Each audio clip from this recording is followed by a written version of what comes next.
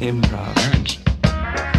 And in terms of your stand-up, and I got this from your first movie, that it wasn't really until you started to talk about your life that things started to change.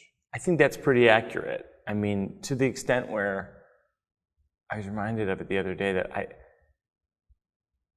it wasn't even just talking about my life, because I started to do that sort of in my mid-20s, but like in my 30s, I started to talk about like things that were deeply embarrassing to me, like my sleepwalking. Like I had jumped out a second-story window in my sleep, and that's the kind of thing that like you would, if you told people that, they'd think you're crazy.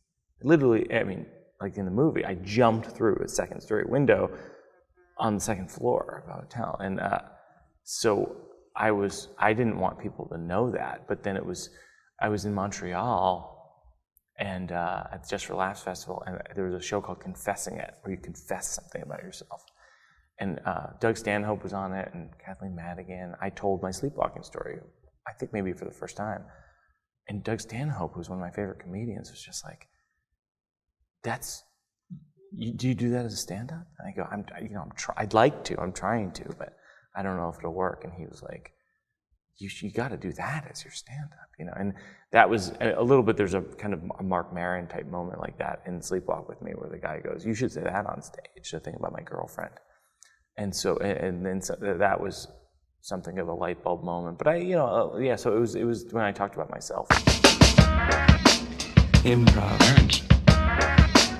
Improv.